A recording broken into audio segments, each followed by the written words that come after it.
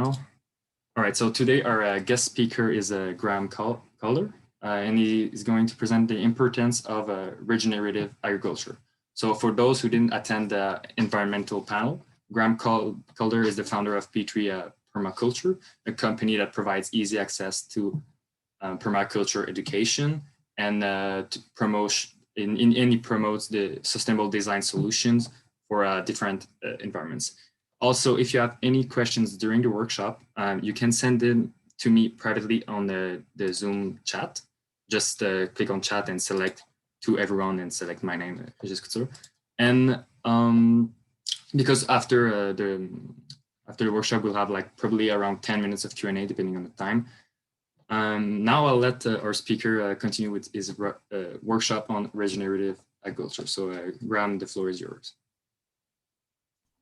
All right, thank you, Régis. I would also like to suggest that, very often we end up getting a lot more questions than we can handle. So if feel free to drop all your questions. If we can't get to them, then what I would propose is that if we can collect the questions, then maybe I can do a quick video snippet afterwards that's just answering the rest of the questions that we can post on the social media after the event.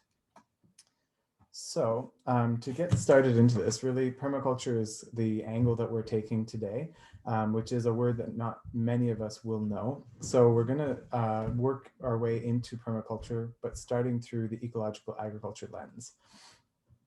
The presentation that I prepared is fairly concise, but it's just to give you really the examples visual of what's going on around the world. And to help us to better understand what we're facing.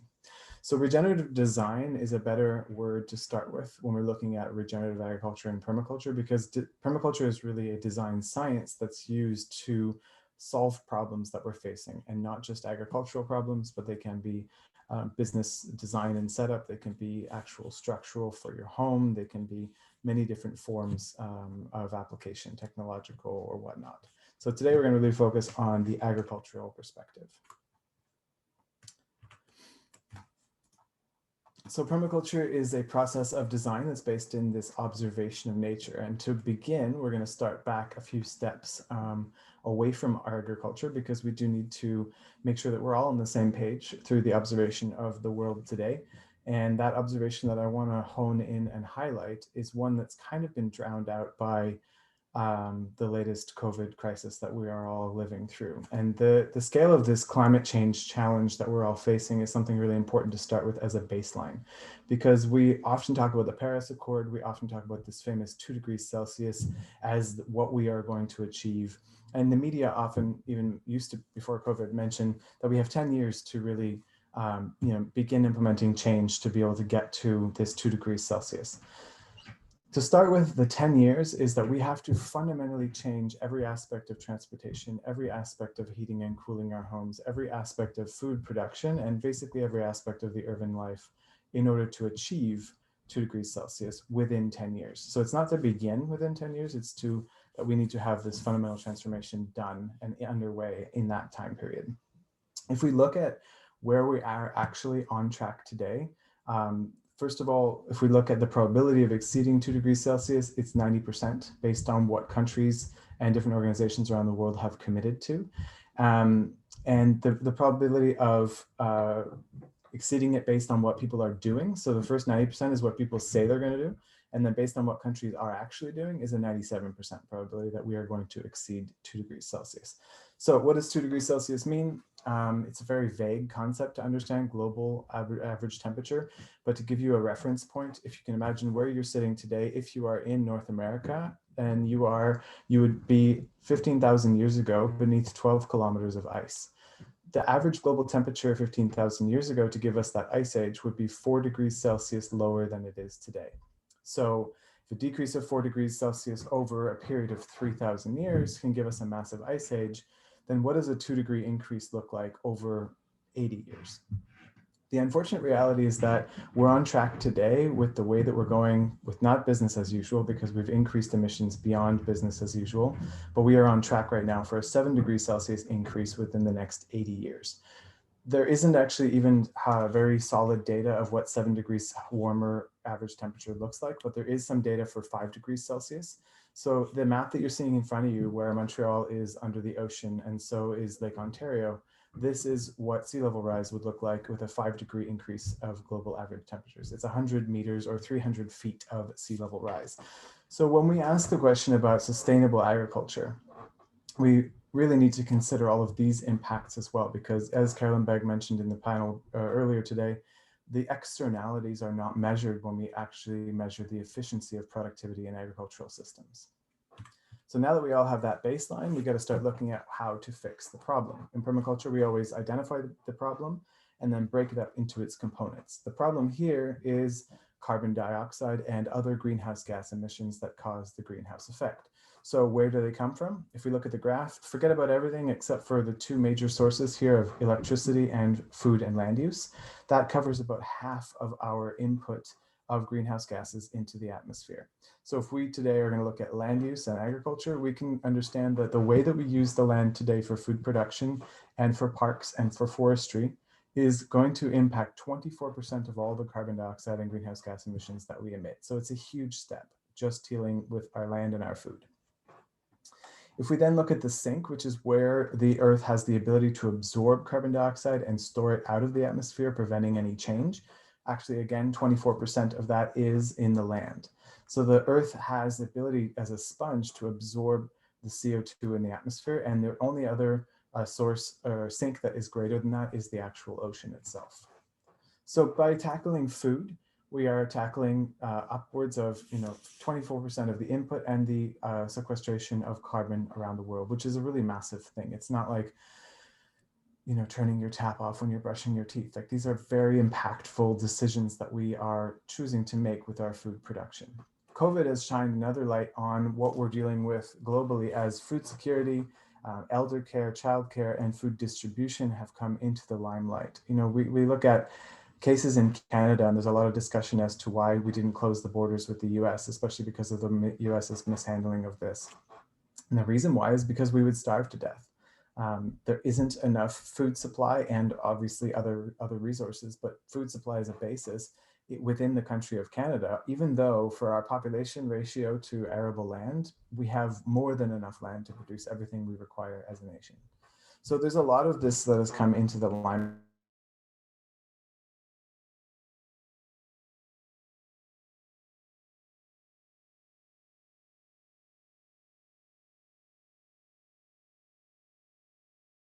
Or 11 years. And in every country, food security, land degradation, erosion, flooding, climate change are all huge problems that are exacerbating poverty, exacerbating illness, they're exacerbating all kinds of issues.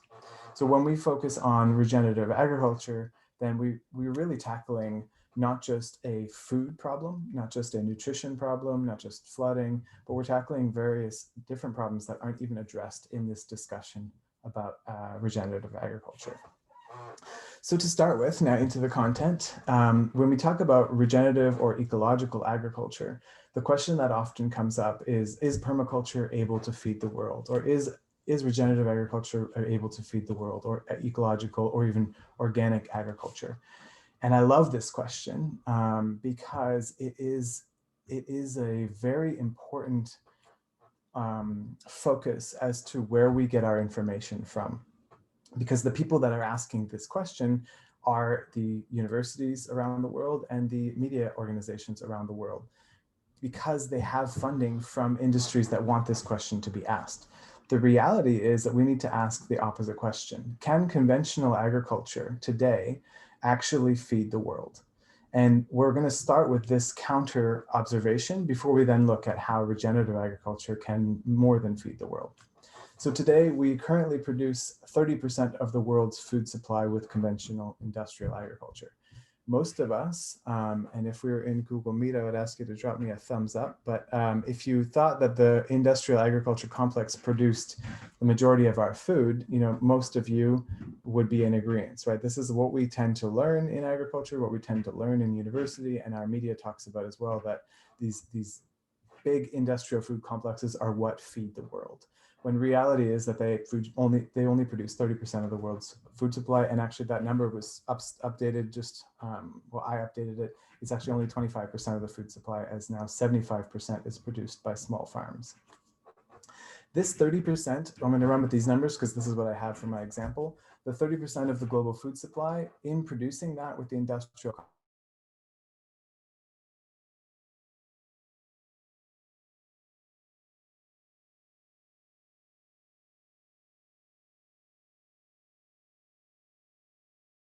is also like GMO, it's also industrial wheat, it's also industrial, other forms that are not necessarily GMO. But if we wanted to produce 100% of our food with this technique, let's say we triple it and get to 90%, that'll give some easier math, then we actually have to increase the greenhouse gas emissions of this industry by 90 to 130%. So it's an impossibility to increase the productivity of this type of agriculture in a way to meet the demand of our growing population, because of the simple fact that the industrial agricultural complex produces, for every 1 calorie of food, it requires 10 calories of fossil fuel energy to actually produce that food through transportation, fertilizer, and other amendment production, and the transportation, processing, and cultivation. So this model itself has some inherent flaws that we need to look at. If we look at the stats that tell us that we need to have a 70% increase in food supply by 2050, well, if we just had a 50% increase in food supply, well, then we're looking at 180 to 260% increase of our greenhouse gas emissions. So there's absolutely no way that the conventional industrial model will be able to produce food for us without reaching that 7 degrees increase in temperature. Actually, not even, because the 7 degrees increase is what we're already on track for. So if we're getting a 200% increase in greenhouse gas, it's not going to happen. So when we look at land is actually a carbon neutral or carbon negative, system, where it absorbs more carbon and stores more carbon long-term in its structure than it emits in its natural growth cycles. But as soon as you till that, you're adding oxygen underground, which kills a large portion of the organisms underground, which are carbon-based. And as they die, that carbon dioxide is released into the atmosphere. And when you till the land for the first time from an ecosystem into a farm, you're releasing 55% of the storage of that land, of the carbon that was in that land. And if we look at the graphs from earlier, 24% of the world's carbon is in the land. So it's a massive vulnerability there. If we think we want to increase agricultural productivity, which means clear cutting more forests and tilling more land, there is no way to do that through the conventional model. We are out of options. It's run its course, and it's we often joke about it being, the model itself is like a drug addict that is, every dose is getting you closer and closer to death, but it's required to maintain the habit. And so we need to break free from the habit, and we need to break free from this system. And we can do that by looking at all of its flaws and then addressing those flaws with solutions. So another element of conventional agriculture is not just the carbon impact or the greenhouse gases, but if we look at these circles, this was back, so the image that we're looking at here is a center pivot irrigation system. And these are often done in the central US, in California, in Saudi Arabia, in large areas of the world that don't have access to lots of surface water. So at the very center of this, there's a deep ground pump that is pulling water from the underground aquifer, which takes a huge amount of time to replenish.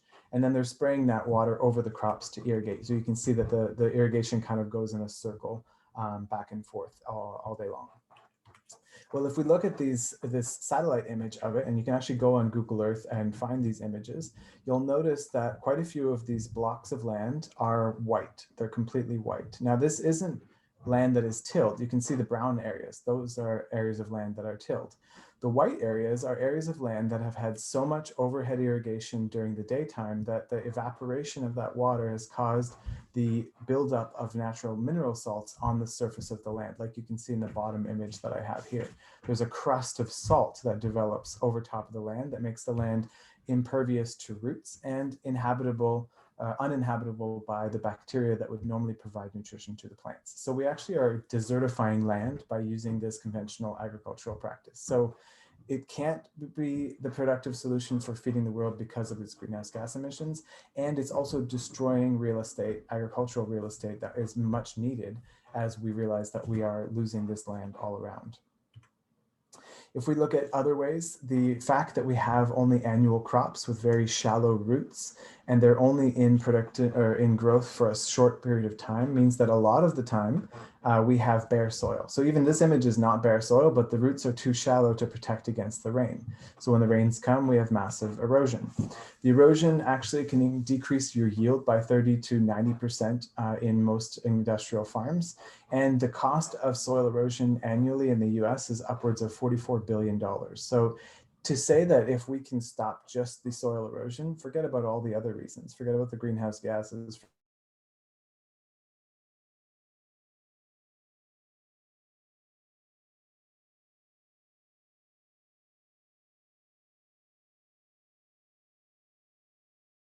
and if you know that your crop, and these are arbitrary numbers that have no relevance, I'm just giving you a number. If we say that we need 100 pounds per acre of nitrogen, well, then you actually are told by your agronome to buy 200 pounds of fertilizer per acre, because we know that 50% of that will be lost through erosion and rain. We know that about half of your fertilizer will wash into the river, and therefore you have to double the need in order to have half of it remaining for those crops to grow. So how much does that cost? What is the annual cost of fertilizers that are wasted? And this is even, you know, if you want to be ignorant and not talk about the ecological impact, just the economic impact of that is obscene. If you could reduce by half your cost in any department of any business, it's a huge, huge benefit, right? So if we can cut our costs by 50%, it's a major gain.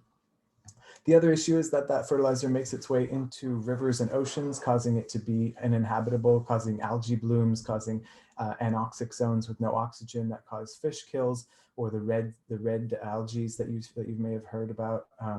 These are all kinds of things that are a direct result of the agricultural runoff. And we don't, you know, you don't think about erosion being a very large impact, but if we look at the image on the left, this is an image from Kansas in 1995 to 96. They had one windstorm in a dry winter that took off 2 inches of topsoil on 2.5 acres. And this is about 650 tons. Remember when we were in elementary, a ton is about the equivalent to an average elephant. So the 650 elephants worth of soil that just washed down the river. And that was only one storm on one farm on one winter.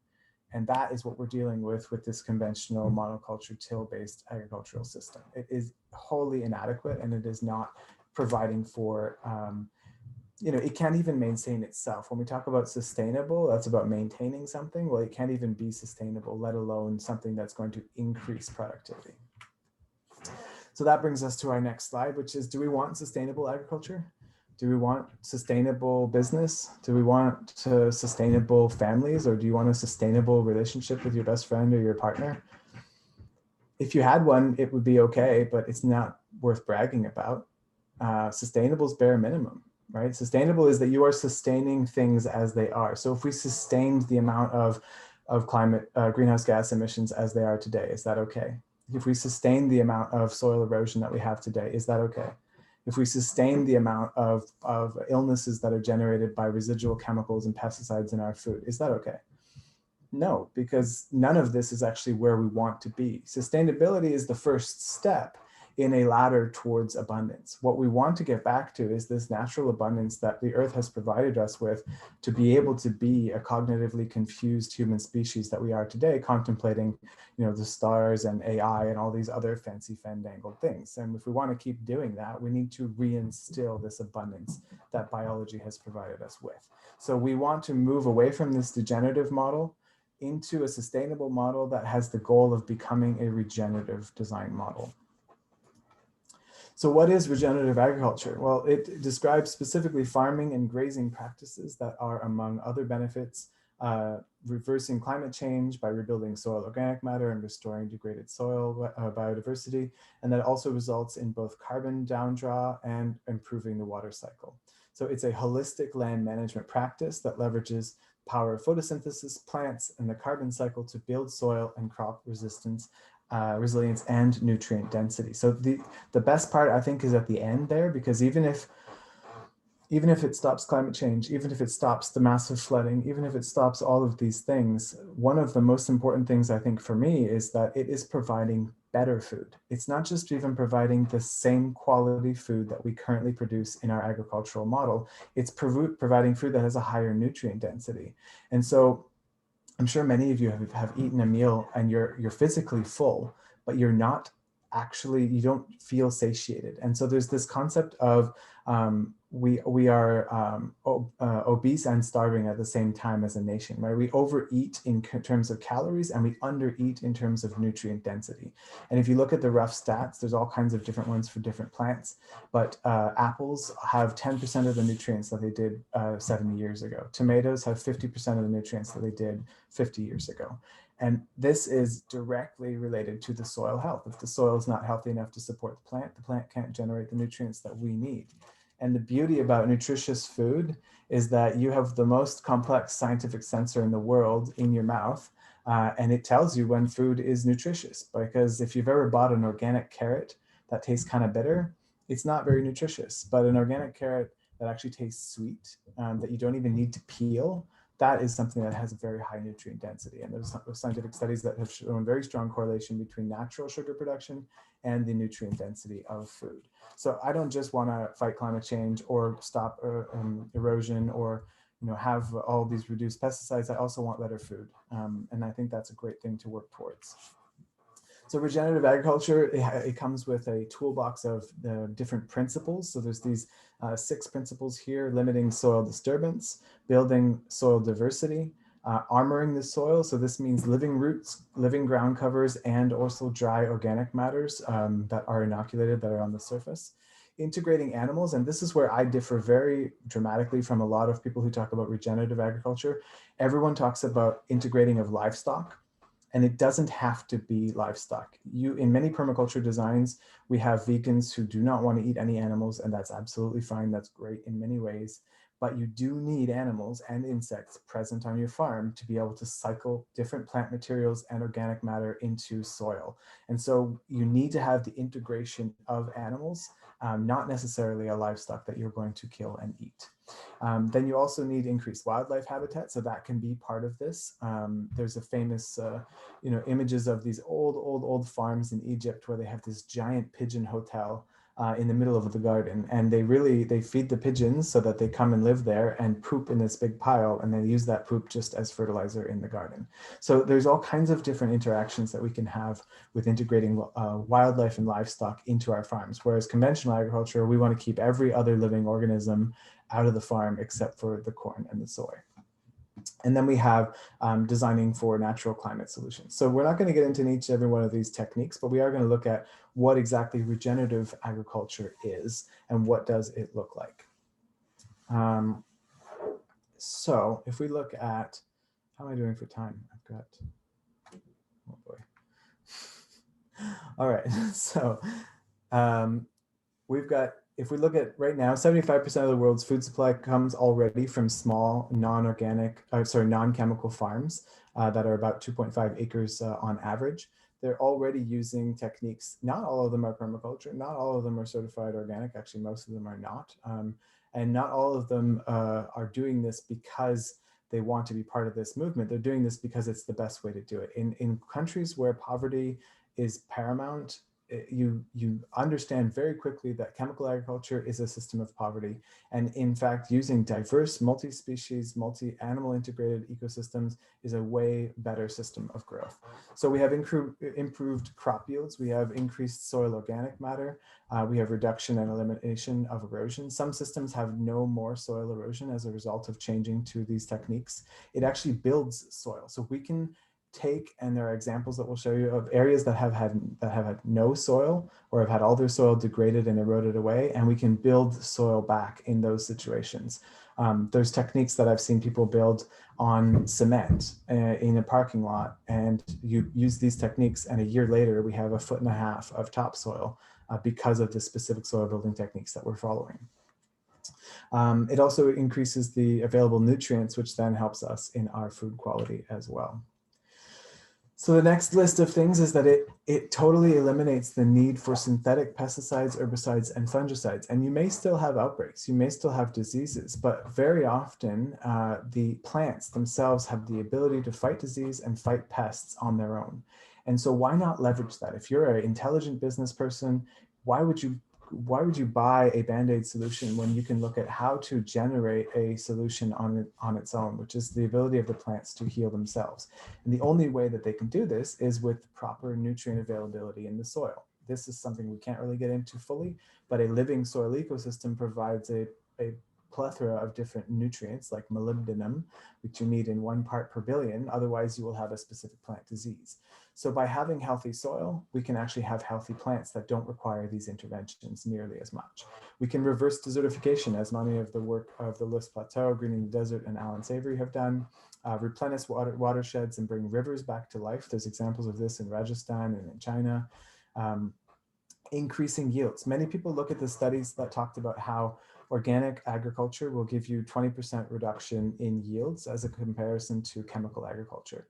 Now that's like taking a normal automobile and removing the oil from it and seeing how efficient it runs as a mechanism because it's an oil-free car.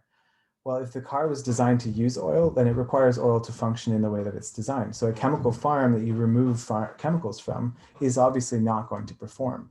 But a holistically designed multi-species farm that is designed from the get-go to have a benefit of interactions of different plants, different soil organisms, different nutrients can actually outperform. And there are studies that have shown 100% to a 400% increase of productivity depending on the application and the climate zones that you're working in. So we can have massive increases in yield by incrementally adding these different ecosystem solutions, not let alone all the residual benefits that we have to the ecosystem and to our own homes. So there's many other things that it's doing, but let's look at some of the examples. So one of them is alley cropping. This is a very simple technique where we have rows of trees. You can see here, normally this would have been deforested, this hillside, and we would have annual crops here, and that in a heavy rain would cause a landslide, which would wipe out the village down below. So here we have rows of tree crops that have perennial root systems grown on contour so that when the water lands on them on the row, it actually distributes the water equally and passively irrigates. And in between there, we have annual crops that are in rotation with perennial crops that have a short life cycle. So this is an integration of these two things. One of my favorite presenters, authors, permaculturalists is Mark Shepard, and he actually has a farm that uses asparagus in the rows and hazelnut and chestnuts on contour in his cropland. And he talks about how hazelnuts, actually when you crush hazelnuts into a powder, that powder can be used just like soy. So not that I am a big fan of soy, but soy is in every processed food you can imagine.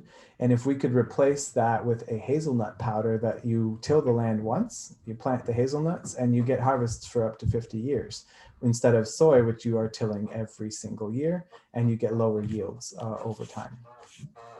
So it actually causes increased rainfall by interacting with the hydrologic cycle. It causes increased groundwater recharge, which means that your well won't go dry in those drought years. It prevents the floods by allowing that water to soak into the ground, prevents the drought by having that passive storage of water underground after those floods have been seeped in, and again, decreases the plant stress, which would result in disease or pest. Another famous regenerative agriculturalist is Gabe Brown. And if I don't know exactly when we started, but if you can just let me know how much time I have left, that will help me out. Around 5 minutes. Okay, perfect. All right, so everyone take a deep breath. Gabe Brown, he's renowned for being a farmer that was converted on his own accord. He was a big GMO chemical industrial farmer who through his own luck found this technique, and he's got, you can see from 1993 to 2013, 10 years, has increased his soil to 11% organic matter, which is a massive carbon sequestration. He's got a really good book called Dirt to Soil and some great TED Talks that talk about how this is not only something that you do for the future, something that you do for the planet, something that you do for food. It's actually something you do for yourself as a business person, because it does not make economic sense to keep applying these chemicals and fertilizers and pesticides that keep driving you further and further in debt. If we look at just regenerative agriculture and it's a possibility, this chart, don't get too far into it, is the actual reported carbon sequestration of different countries, but then the exponential or the extrapolation of what could be sequestered if we applied this technique to the farmland. We could, if we globally applied regenerative agriculture, and this graph it's only talking about conventional till-based agriculture, not even talking about transforming our cities or our parks into regenerative agricultural urban spaces either. So if we just look at conventional agriculture, we can offset 37 gigatons of carbon every year. Now, what does that mean? Well, in 2018, we emitted 37 gigatons of carbon dioxide equivalents through the fossil fuel industry. So we are talking about not reducing your emissions by 20% or 50%. This is, we can knock out entirely the emissions by doing something that doesn't just fight climate change, it provides all these other benefits as well. So how does permaculture play into this? Well, in permaculture, we're not doing agriculture, we are doing ecological design. So in this little flower of solutions here, you see that land and nature stewardship is one of them, land tenure is another, but we can also look at buildings. So many people in the conference before mentioned greenhouses. Well, we can design and build a greenhouse here in Canada that does not require heating. So now how does that change the talk around growing tomatoes in the winter? We don't need hydroelectricity to keep it warm. Tools and technologies. Well, there are old technologies that are being reinvented today with permaculture principles that are going to provide all kinds of different solutions. Education styles, health and spiritual well-being, financial models, all of these have solutions in permaculture that are rewriting entirely how we see the world today. So because permaculture is applied in all these different domains, it also means that it's harder to understand. So to give you a visual example, this is from Greening the Desert, one of my teachers, Jeff Lawton in Australia. So this is in the Jordan Dead Sea Valley on the left here. And this place in the world used to be known as the Fertile Crescent, or the land of milk and honey, or the breadbasket of the world. But because of deforestation and till agriculture, it's now a desertified area that has 400 times the salt limit for arable land. Now, by doing observation, if you're anyone who has a garden, you know that it's missing two things. You're missing soil and missing water. So we go ask nature, well, how do you get water in nature and how do we get soil in nature? So they dug a trench to catch the rainwater that lands on that area, and they filled it with organic matter, because organic matter is eaten by bacteria and fungi, mushrooms, to turn into soil. And 6 months later, this is what you see on the right. It's obviously a different climate, it has a different growing season than we have, but you can achieve that kind of transformation in 3 years here in Canada. So there's absolutely a paramount focus on this ecological design technique, because not only can we prevent the arable land that we have today from degrading, but we can reclaim desertified areas that were once lush, abundant ecosystems. And a new study has even shown that 5,000 to 7,000 years ago, the Sahara Desert was a tropical forest. So why not, with our human ingenuity and our need to cultivate more land, tackle the Sahara and turn that into our new green real estate? In the Luz Plateau, I have just a couple more examples. We see this entire river ecosystem that was dried up and didn't flow. And by applying permaculture techniques here, Jandi Liu and a bunch of people from IMF and other organizations transformed the entire ecosystem. And you can see it's not just the farmland, which is that horizontal plateau, but it's the entire ecosystem that is reshaped. And the rains come back, the fires stop, famine is down, poverty is down, and this is 60 years later, obviously, but these are massively transformational techniques of design. Here's another of that project's successes. And we have finally Alan Savory, who does all of this by not digging, not planting, not doing anything but moving the animals differently on the land. If we look at the images that we have of the bison flocking across the plains of Canada, of North America, Northern Turtle Island, we actually would see thousands of these organisms moving like a herd. And today what we see with our sheep, with our goats, with our cows, is we see on 1 acre, them all spread out, spending their time eating everything down to the ground and ripping the roots out. And that causes desertification. So this image was taken in Mexico, in agricultural land that's, or grazing land, where they just run animals. And what they did was, instead of letting the animals just run free and eat whatever's green, they put them into a herd and they moved them every 3 days, like a normal herd would move. And that is the only change they did. They didn't do anything else. And in 2003, 40 years later, it's an entirely different ecosystem. So we don't even need to bring in big dams or grants or anything. All we have to do is get some solar net fencing and help move the animals as a traditional herd would. and you can massively reshape these ecosystems. So for the final little bit here is it's not all about farms and big ecosystems, it's also about our urban ecosystem. If we look just at Montreal, we have over 675,000 trees that are not in parks. These are in those squares on the side of the road. And if we just, now do not quote me on this because I'm not a proponent of monocultures, but if we planted those as walnuts, because we can now get the stats of production for walnuts, we can produce upwards of 20,000 to 100,000 tons of walnuts per year on the island of Montreal. It's a pretty impressive amount of nuts, right? Especially considering nuts are carbs and protein. So these are the two major elements of food. And you don't have to eat walnut everything. We can transform that into many different other crops and products. And they also keep really well. And they could also obviously be many more things than nuts. And the image that you're seeing here is the Beacon Food Forest in Seattle. And it's actually planted in the lowest income neighborhood in Seattle. And it's 7 acres. So that's 7 football fields of edible bushes, shrubs, nuts that are also catching the rainwater, building soil, building habitat, and feeding people in poverty without that need of an annual garden maintenance. So this is what it looks like. And it's something that is growing very rapidly, and they've even allocated more land to this project to let it go.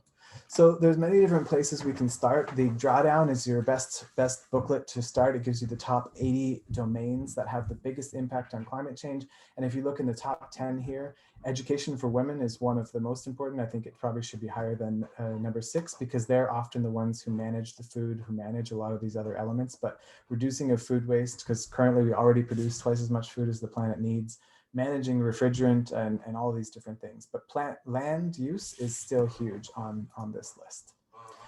So really, what does it mean to be human today? It's a question that I need you to ask yourselves, because what we ask ourselves is, how many times do you take a flight? Probably not many this year, but how many times do you eat steak, or do you drive your Mercedes-Benz, or what is your environmental impact is usually a measure of how bad you are for this earth. When the question really needs to be, how many times have you planted a tree? How many discussions have you started with someone that shakes the current reality and starts bringing us forward as a species? How many times have you helped a grandmother in need with their groceries or with their Google account? How many times have you helped a friend out of depression or suicide, which is a huge growing problem around the world today? These are all things we need to be measuring, and understand that human beings, we're here today because we have massive positive impact potential, and we've had that as a historical past. This article that we're looking at here is showing how actually a large portion of the Amazon rainforest was planted and built by tribal peoples that lived in that area, and actually did a specific type of soil composting and planting fruit trees. In these areas, there's 20% more productive trees than there would be in a normal forest. So it's a forest, looks like a jungle to us, but it's full of nuts, full of medicine, full of fruits that are planted and maintained by those peoples. So we as humans have had many, many thousands of years of positive impact and a few hundred years of really destructive impact. And we need to wake up and remember that ancestry that we have and retake what it means to be human today. And if you want to do that, we have all kinds of ways that we can help you on that journey. The middle here is the Keys of Permaculture. It's 3 little free webinars that you can get on our website. We also offer an online, take it as you can, Fundamentals of Permaculture course, which is 10 hours of content plus 14 hours of supplementary video content. And then we end with a Q&A and live sessions to help you start your own projects. And if you really are tickled by permaculture and you want to bring this into your business design, into your architecture practice, into whatever you're doing in your life, then come and take the 2-week intensive certification. We do it on the farm where there's all kinds of people that are in a like-minded mindset of redefining what it means to be human today in these moments of change, moments of crisis.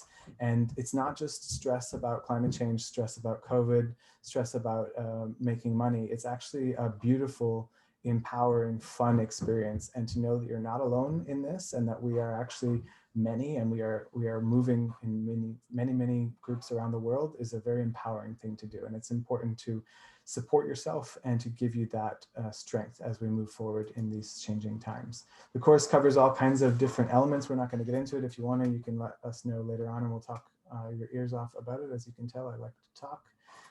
So the last 2 things I'm going to give you are some homework to go home with. On Netflix, you can see Kiss the Ground, or you can order the book online or go to your bookstore.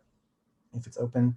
Kiss the Ground is a really great documentary. It's actually narrated by Woody Harrelson, so that makes it more digestible to the general patriarchal white male dominated society that we live in today, if you like that kind of thing. There's also The Biggest Little Farm, which is a really great documentary on the transition of a desertified dead land in California into a productive permaculture paradise in 7 years.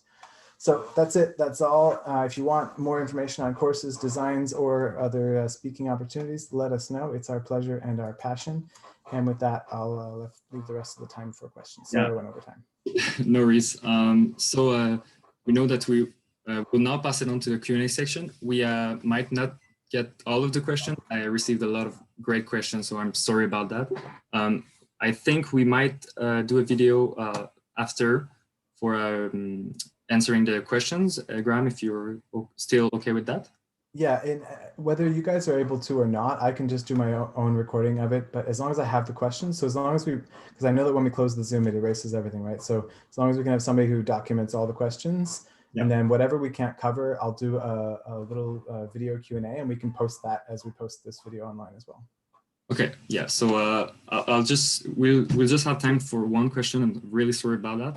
So I think it's a great question, especially here in Quebec. So the person asked, have you worked with the indigenous communities throughout your work with the permaculture design? While learning about ecology, this person have learned that in North America, before first contact, they actually maintain the land to promote growth, just like permaculture aims to do. So I personally was raised in Nova Scotia on 72 acres of land, and we had one of my best friends' family was Mi'kmaq from Mi'kma'ki and in Buttonkeck, which is a territory out in Nova Scotia.